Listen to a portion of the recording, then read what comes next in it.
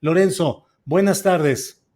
Espero que sean buenas, Julio. Tienen que ser buenas. Es Oye, una pues promesa es tuya. una promesa fundada en la realidad, Lorenzo, lo que tenemos cotidianamente, hora tras hora, da para decir buenos días. Interesantes días. Interesante. Posiblemente, Julio, en el futuro, de aún unos años, podamos ver estos y decir si fueron buenos o no. Pero ese futuro todavía está muy lejos. Sí, Será juzgado esto. Nosotros no podemos juzgarlo así de manera rotunda. Estamos demasiado cerca. Somos parte de eso. sí. Lorenzo, hoy te quiero pedir que me permitas poner dos videos, breves, no son muy largos, pero de dos hechos que me parecen relevantes de estas horas y que nos des tu opinión sobre ellos, si me permites, Lorenzo. Uno sería sobre lo que respondió hoy el presidente de México al secretario de Estado de Estados Unidos, Blinken, respecto a este tema de los periodistas y el tuit que puso ayer este altísimo funcionario de Estados Unidos. Lorenzo, vamos a ponerlo. Sebastián, por favor. Pues yo creo que está mal informado, porque de lo contrario estaría actuando de mala fe. Lo que él está sosteniendo no es cierto. Y también esto pues demuestra de que existe mucha vinculación entre los grupos conservadores de México con el gobierno de Estados Unidos. A mí me gustaría que ya que está actuando y está opinando el señor Blinken, que nos informe por qué están financiando a un grupo opositor, a un gobierno legal, legítimo. ¿Por qué le están dando dinero al grupo de Claudio X González? Que me responda eso. Y pedirle de favor que se informe y que no actúen de manera injerencista, porque México no es colonia de Estados Unidos. Es que yo le pido al señor Blinken que revise este asunto, porque lo están engañando y lo están utilizando. No tengo la menor duda de eso, solo que él lo esté haciendo es profeso. Entonces también le voy a decir que ya tomamos nota, porque pues nosotros actuamos con transparencia, con sinceridad. ¿Cómo ves, Lorenzo, las palabras del presidente de México? Bueno, no me extraña, fueron medidas, Julio. Hasta Medidas. cierto punto fueron medidas, pero fueron importantes porque reaccionó. Y como dice un dicho muy viejo en México, el que con leche o con atole se quema hasta el jocoque le sopla. Ajá. México tiene que responder en todos estos casos porque ha sido objeto de intervenciones en diferentes grados desde prácticamente el principio de su historia, desde el inicio del siglo XIX. ¿Y cuál es en la política exterior mexicana el punto central? Y a veces me parece que es el único punto, porque cuando México tiene relaciones con Cuba, con Rusia o con cualquier otro país que son más o menos importantes, China, por ejemplo, siempre está el tema norteamericano. Digamos que nosotros siempre tenemos triángulo en nuestras relaciones. El mundo está en cierta medida para nosotros mediado por Estados Unidos. Así que cualquier cosa que diga el gobierno norteamericano en relación a nuestra política interna, pues me parece que debe ser respondido. Pero sí me pareció medido el presidente. Dijo, está mal informado. Pero, o sea, no tiene usted la culpa, son sus aparatos, es probablemente la gente del Departamento de Estado que trata a México, la embajada de Estados Unidos en México, pero también dijo, y si no es así, esa es la parte interesante, y si no es así, es un suponer de parte del presidente, pero ahí va el mensaje. Si no es así, se está usted metiendo en algo que nosotros consideramos que es una injerencia indebida. Ahora, vamos a la política realista, no a la política de principios ni a la política de lo que debería ser. Toda gran potencia se mete en los asuntos de lo que es su área de interés siempre. Eso, aunque Benito Juárez diga que el respeto al derecho ajeno, etcétera. Bueno, esos son los temas que nosotros, como la parte débil, debemos siempre de tomar, siempre, y ampararnos en la medida en que te puedes amparar en principios ante la realidad brutal de la política del poder. Entonces, aquí le está mandando también el mensaje, en caso de que no sea mala información de que usted esté tomando partido por mis enemigos, le digo que se está usted extralimitando y que tomo nota. ¿Quién sabe qué querría decir Andrés Manuel con eso de que toma nota? Pero algo que va más allá de simplemente tomar nota, que quiere decir que la política mexicana en la relación con Estados Unidos va a, de aquí en adelante, a suponer una posibilidad es que Estados Unidos esté tomando partido en los asuntos internos mexicanos, cosa que no es novedad, pero que no debe de ser aceptada por el gobierno mexicano. Lorenzo, el mundo entero pendiente de lo que sucede en Ucrania, en otro ejemplo de geopolítica, el mundo entero atento a las situaciones, a las derivaciones económicas de todo lo que sucede en aquella región. Y el secretario de Estado de Estados Unidos dedica tiempo para referirse a México. ¿Parece extraño o muy significativo en términos negativos para México, Lorenzo? Bueno, sí parece un tanto extraño. Tienen suficientes problemas para andarse creando otros. Ahora este es un problema, digamos, de índole secundaria. No va a pasar nada sustantivo en la relación México-Estados Unidos, pero esto es constante. México tiene que ser, como lo dijo un ex embajador norteamericano en México en su libro El oso y el puercoespín. Estados Unidos es un oso enorme que a veces no se da cuenta de una cosa chiquitita que anda por ahí cerca, pero esta cosa chiquitita tiene púas y a veces las púas no van a matar al oso ni nada, pero ¿cómo le pueden molestar? Entonces, Estados Unidos debería siempre de estar consciente de que hay una historia detrás y de que esto molesta al gobierno mexicano. Ahora, si lo que quiere hacer es molestarlo, bueno, pues entonces sí lo hizo bien y claro que molesta al gobierno mexicano. No va a tener ninguna repercusión en el tratado en el TEMEC ni nada, como por ejemplo, Trump sí insistió cuando dijo, pues si no hacen esto en la frontera, yo les pongo impuestos a sus exportaciones, que en parte son exportaciones norteamericanas, así que estaba poniendo impuestos en parte a productos norteamericanos, pero ahí sí hay una acción que sí puede doler a México. Pero en esto no pasa de ser declaraciones. Y los dos países tienen, esto ha sido en el pasado, es en el presente y será en el futuro, siempre que andarse midiendo, sobre todo México, porque el otro, como dijo el embajador, es el oso que tiene tantas cosas y tanta fuerza que no se da cuenta de lo chiquito, pero el chiquito tiene que estar siempre al 100% de atención en relación a los Estados Unidos, siempre.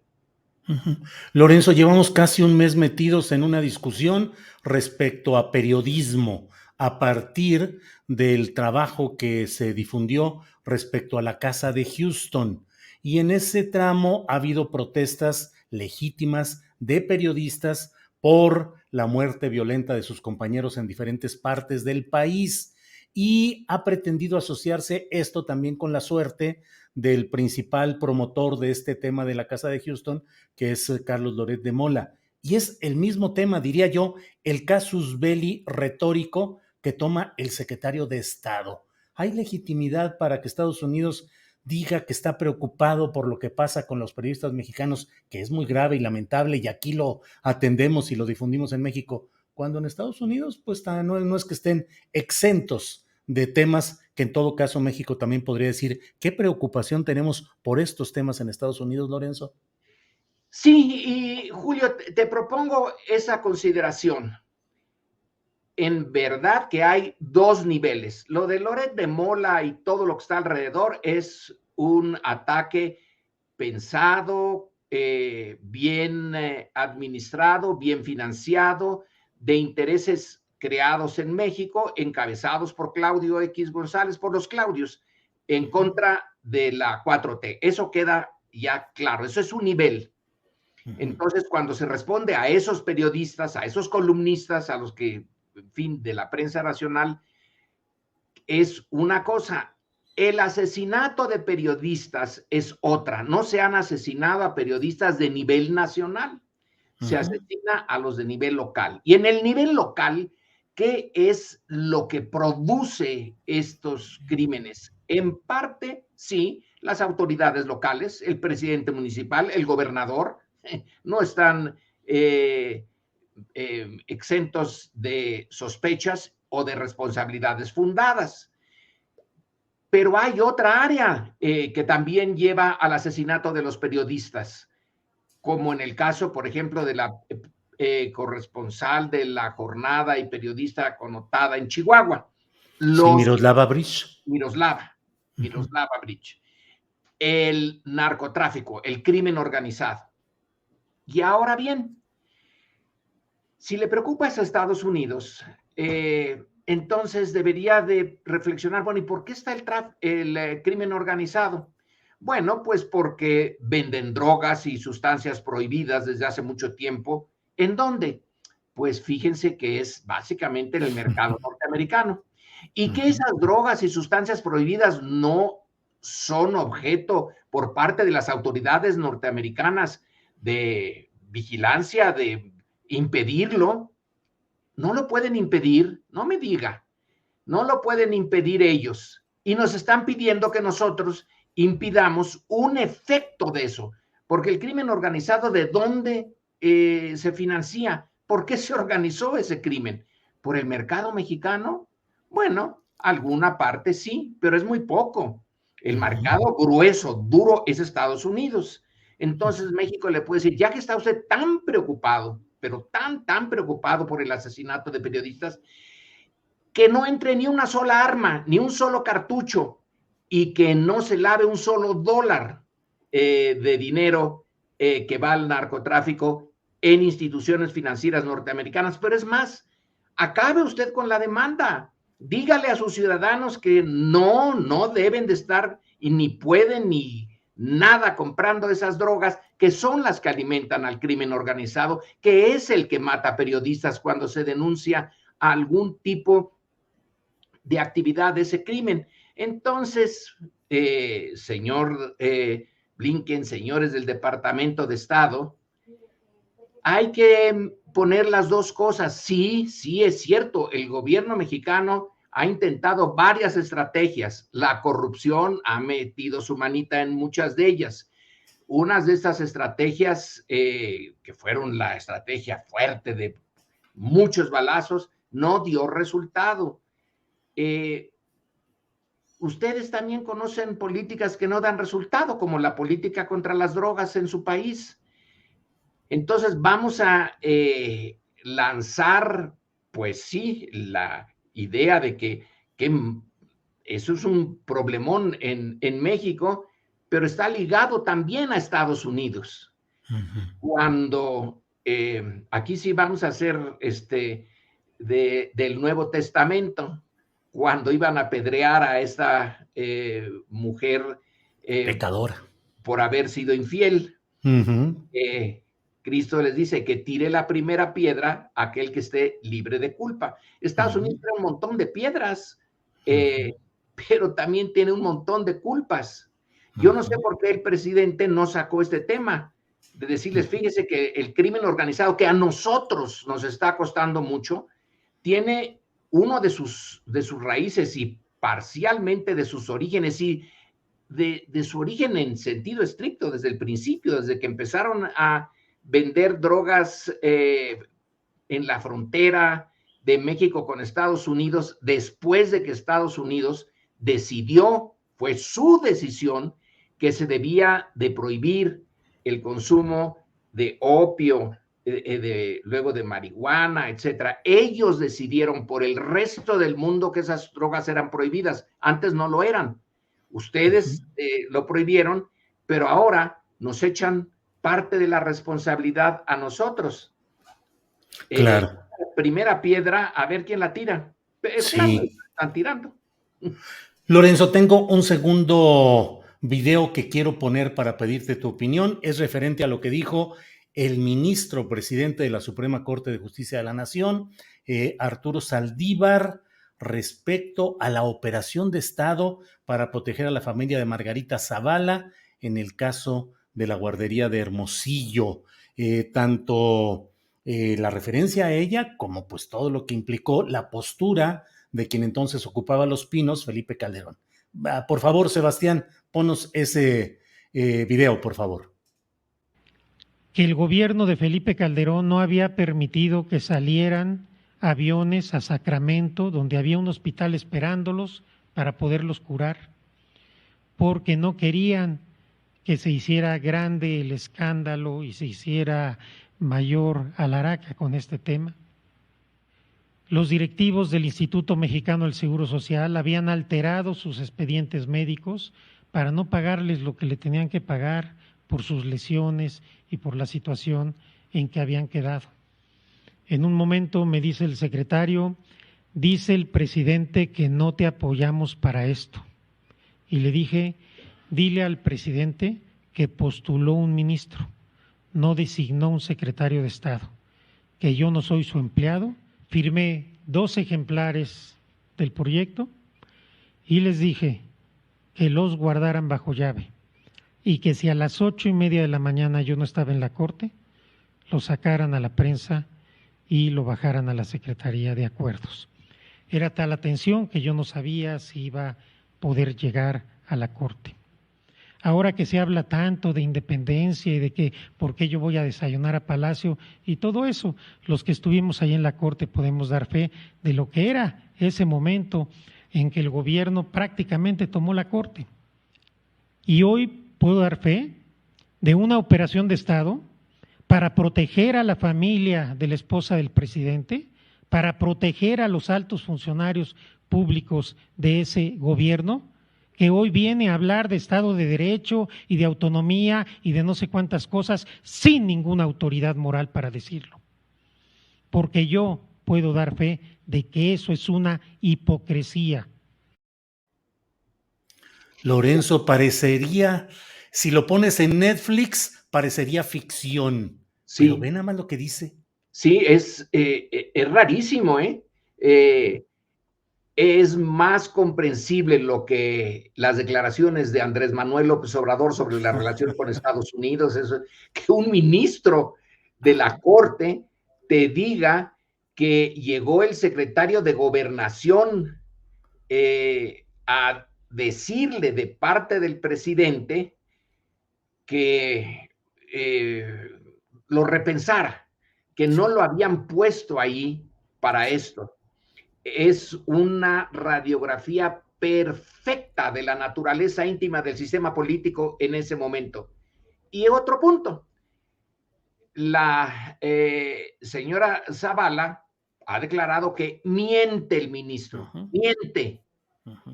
Bueno, ¿qué haces cuando tienes 2 declaraciones contrapuestas? Una posibilidad, Julio, a ver si tú me dices de otra, es ver la biografía de ambos.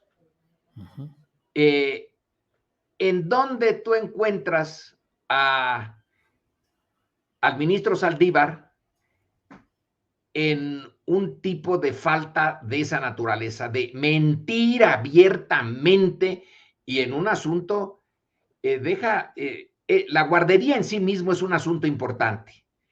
Les agarró los dedos en la puerta. Y el ministro, en general, los ministros de la Corte son personas muy discretas porque les conviene ser muy discretas. Algunos porque no quieren que ya llegaron a la Corte, ya llegaron a lo máximo, ya el mundo que ruede. Pero todos tienen biografía y vaya que sí hay biografías de algunos ministros de la Corte, ¿eh? Sí, claro. Podrían también entrar en Netflix.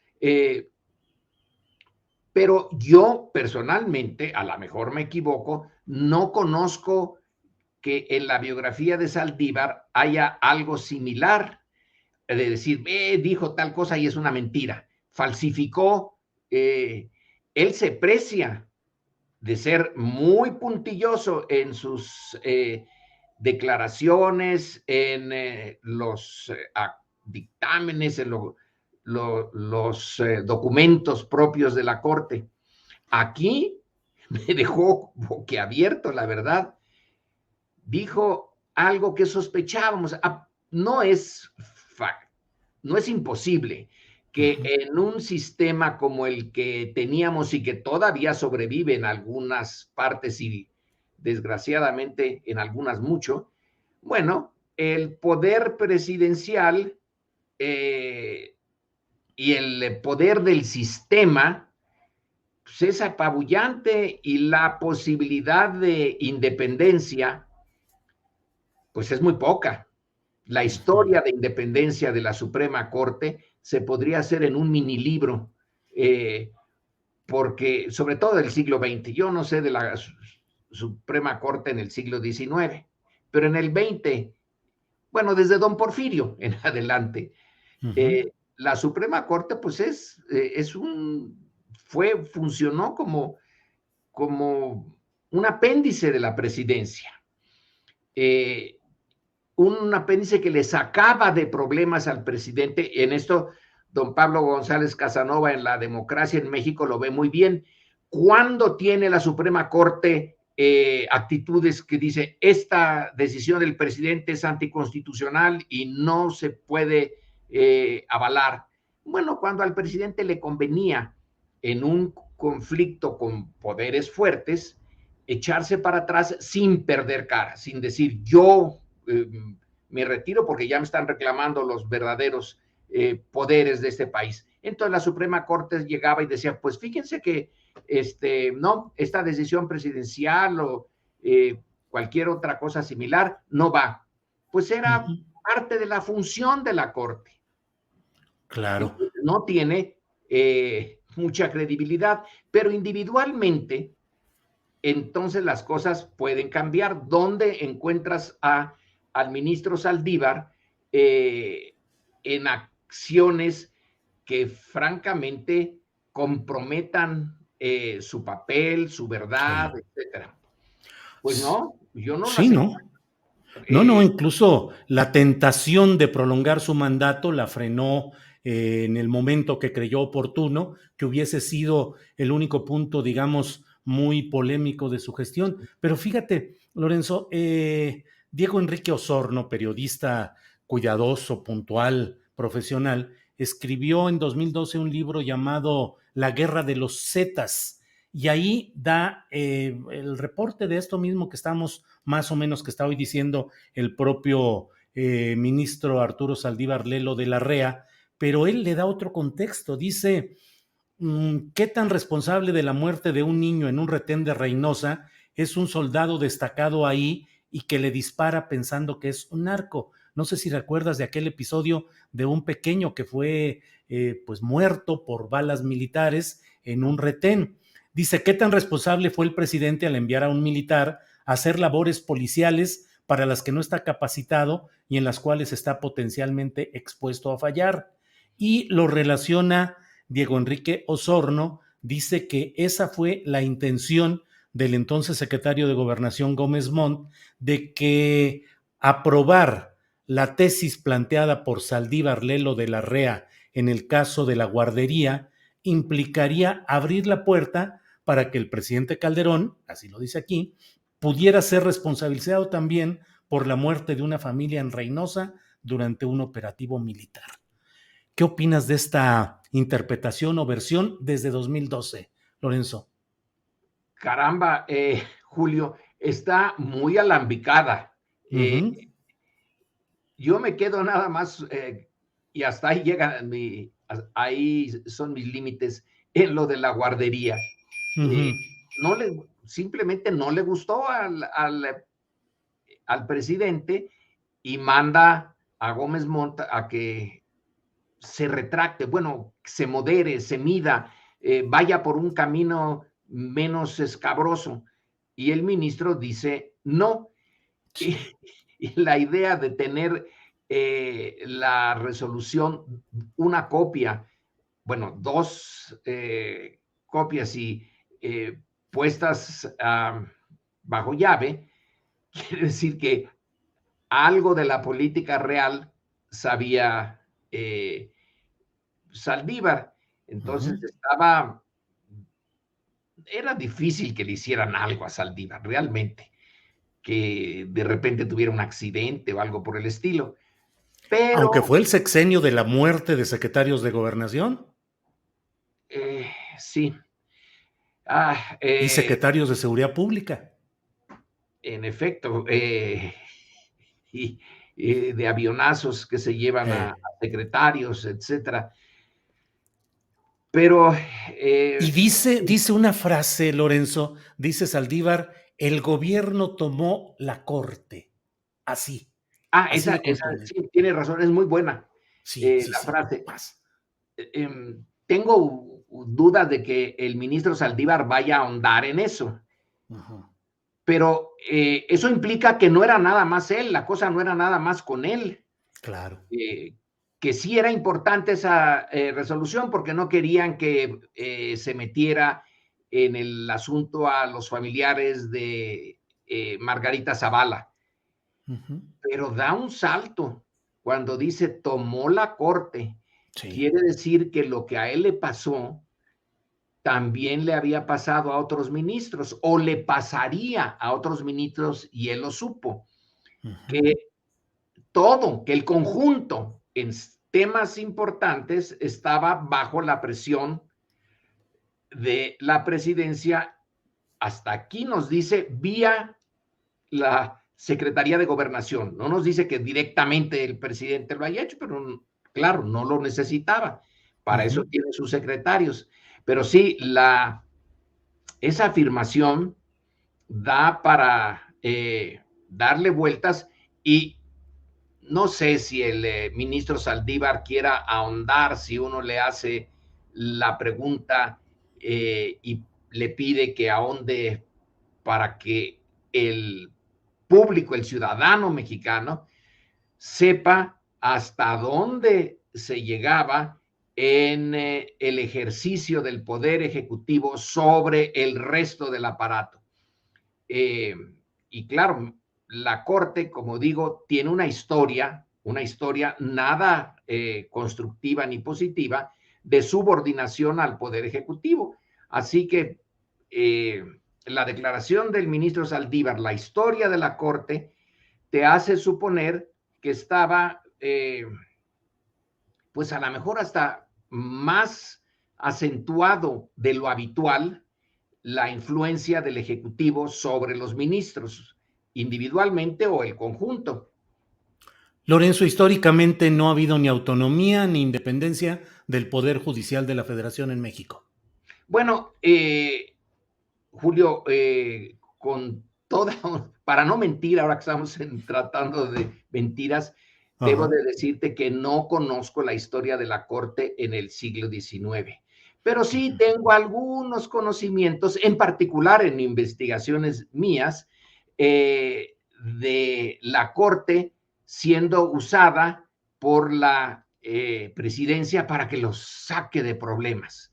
Nada de independencia, ¿eh? Por ejemplo, en el caso de la ley petrolera, la primera ley petrolera, que incomodó mucho a los intereses petroleros norteamericanos y a la embajada norteamericana también. Y esta se da durante la presidencia de Calles, y en realidad era una ley que en la práctica dejaba que los petroleros siguieran explotando el petróleo mexicano, aunque la Constitución de 17 decía que ya todo era propiedad de la nación. Las operaciones hechas antes de 17, bueno, que siguieran como antes. Pero hay algunas restricciones y pusieron el grito en el cielo. Entonces, el choque entre Estados Unidos y México hace que se nombre a un nuevo embajador, al embajador Morrow, que es más político. Entonces entrevista con Calles y le habla bonito y nada de gritos ni sombrerazos. Y en la conversación entre presidente y embajador se sugiere que, mire, quizá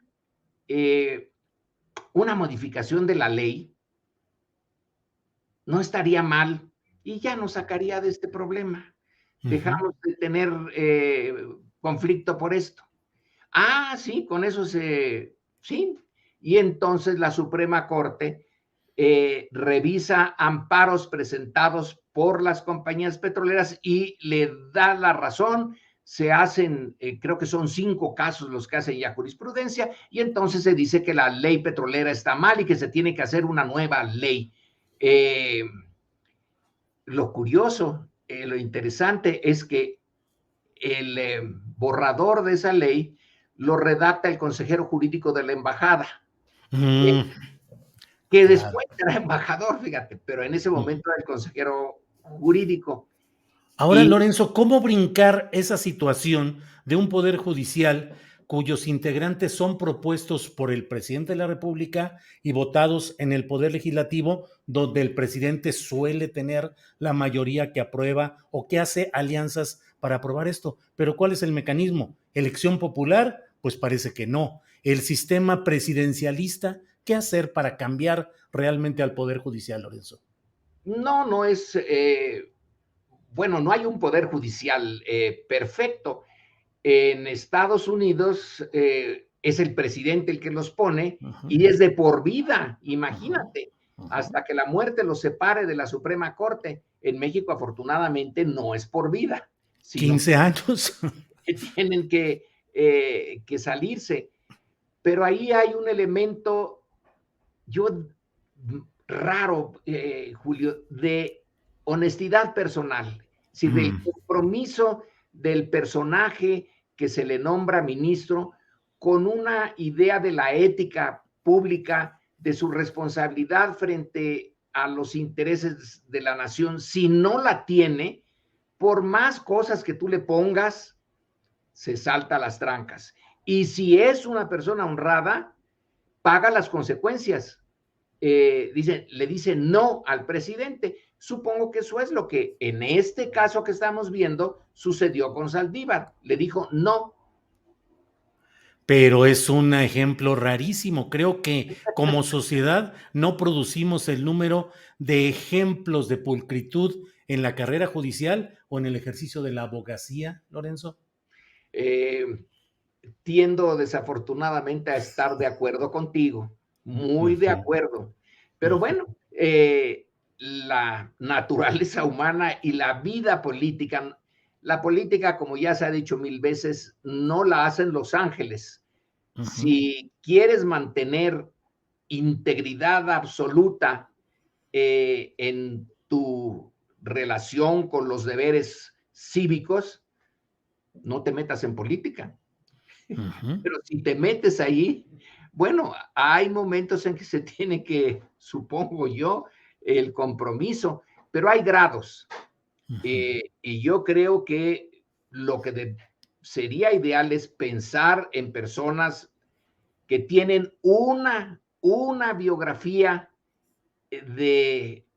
positiva, de la que se pueden enorgullecer ellos, y que cuando se proponen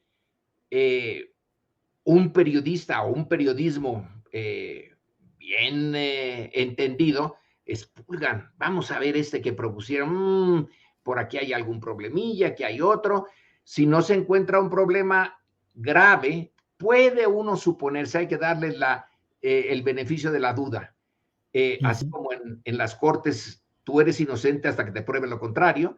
Bueno, aquí te proponen, le rascan, el poder legislativo también tiene que rascarle allí, y si no encuentra nada, bueno, a lo mejor en el proceso del ejercicio de su poder, ahí cambian, pero bueno, no hay una receta perfecta para tener a los ministros perfectos, porque, Julio, yo creo que no hay neutralidad cuando tú tienes que hacer juicios sobre temas que tienen importancia política, que van a darle a ganar algo a alguien y va a perder a alguien. Todos los ministros, todas las personas, nosotros tenemos una visión del mundo, valores, ideología, pero en esos niveles hay que buscar, hasta donde sea posible, personas honestas y que traten de ser justas, que busquen la objetividad en sus decisiones, aunque no la puede haber de manera prístina, pero se pueden acercar. Claro. Lorenzo, en cada ocasión que platicamos, te pido lo mismo, que nos digas cómo percibes el momento político. Pareciera que el presidente López Obrador ya podrá salir, aunque sigue insistiendo una y otra vez en el caso Houston, Loret de Mola y otros periodistas a los que agrega ahí a la canasta de señalamientos críticos, pero pareciera que ya podría entrar a otra fase. ¿En qué momento estamos y qué podemos esperar en lo inmediato, Lorenzo? Sí, que puede ya salirse de ese entorno, pero fíjate que el entorno en parte lo eligió él. Sí. A López Obrador se le puede acusar de varias cosas, menos de no tener sabiduría política. Él eligió ese punto, no porque sea el único, sino porque ahí puede moverse él con mayor facilidad, porque sus detractores le permiten ver la fragilidad de su posición. Entonces, insiste una y otra vez, que es una de las características de López Obrador, insistir sobre el mismo tema. Los ejemplos que da son una y otra vez, y él acepta que se repite. Dice, es una cosa didáctica. Pero como resulta que el presidente es el centro y carga sobre sus hombros casi sobre él exclusivamente la misión de transformar el régimen, ha de ser bastante difícil, y sí, supongo que él calcula cuándo debe de salirse. En este caso, es buen momento porque ya quedó más o menos claro, nunca quedarán satisfechos sus adversarios, pero que lo de la casa de Houston es un tema inflado para tratar de poner ahí los ojos de la sociedad mexicana y decir, es un presidente corrupto, tan corrupto como Peña Nieto. Es una desmesura de parte de quienes lo atacan, pero pues era lo que encontraron el camino adecuado para ellos. Sí. Ahora ya se desinfló, puede pasar a otro, pero quien pone la agenda es Andrés Manuel López Obrador y no sus críticos. En este caso intentaron ponerla a ellos. Ajá.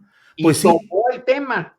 del Sí. toro por los cuernos. Y dijo, a ver, ¿quiénes son los que están detrás de esto? Y vamos quizás se tardó en poner los datos sobre la casa, sobre los contratos, sobre lo de, ¿cómo se llama? La empresa Vidanta Sí, Vidanta y Baker Hughes, la y, petrolera. y, y ver que el señor que está como parte de los que vigilan el Tren Maya no tiene contratos allí, todo eso. Debió de haberlo hecho antes, pero bueno, él ya puede decir que Sí. explotó hasta donde se pudo esto que le pusieron sus adversarios. Sí. Luego, ojalá ya pasemos a otra. Porque además están temas como el de Ucrania y como las declaraciones de Trump ayer diciendo que se utilice el ejemplo de lo hecho por Putin allá con las nuevas repúblicas reconocidas por Moscú. Ya estamos en la parte final de esta larga entrevista muy agradable, pero ¿qué opinas sobre estos temas que están ahí pendientes y que dan para mucho, Lorenzo? Eso de Trump Sí, sería realmente para un cuento, para algo ligero y chistoso, de no ser por la posibilidad de que el personaje realmente llegue a ocupar de nuevo la claro, Casa Blanca. claro. Yo ahí, así como dices, ya estamos al final. Bueno, lo que dice Trump es, vamos a poner tropas en la frontera, que no sería la primera vez que lo hicieran, porque lo hicieron desde el siglo XIX. Vamos a poner tropas en la frontera y una fuerza de paz que ponga orden en la frontera mexicana, porque ellos no pueden. ¿Cuándo pasó eso, Julio? Bueno, uno puede decir que la expedición punitiva que encabezó el general Pershing, que luego iba a ser el jefe de la fuerza norteamericana en el frente europeo durante la Primera Guerra Mundial, hizo eso. Van a buscar a un bandido, a Villa, que había organizado, no había él personalmente entrado en Columbus, en Nuevo México, pero había organizado eso. Entonces vamos a pescarlo, atacado a México, a Estados Unidos, y está en México. Bueno, pues vinieron a hacer eso que dice Trump. ¿Y qué les pasó? No encontraron ni pudieron capturar a Villa. Entonces, gastaron sus recursos, gastaron su tiempo y dio lugar a un incidente que quizá no lo hemos valorado bien, pero al combate en el Carrizal, en donde Carranza dijo, pasada esta línea, y él la delimitó, no lo acepto, y pasaron, y entonces hubo un enfrentamiento. Afortunadamente, el grupo de caballería de Estados Unidos no era exactamente lo mejor que tenían de sus tropas, y el general mexicano que encabezó la resistencia murió en el encuentro, pero los mexicanos hicieron prisioneros a varios soldados norteamericanos, luego los entregaron, pero ya se retiró Pershing. Estados Unidos ya no volvió a meterse en eso. Trump quiere volver a lo mismo. Él puede realmente, los norteamericanos que no pueden detener el tráfico de drogas dentro de Estados Unidos, van realmente a poder poner orden, paz en México, o se meterían en algo más complicado. Pues que no aprendieron ya de Afganistán y de cosas por el estilo.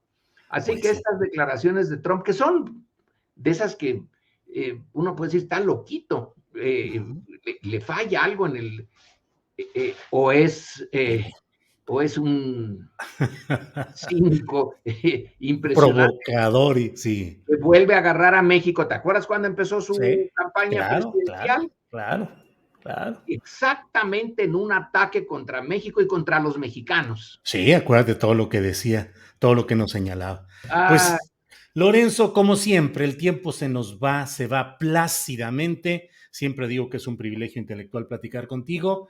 Y bueno, pues en este miércoles, a reserva de lo que nos digas, yo te agradezco la oportunidad de platicar hoy contigo.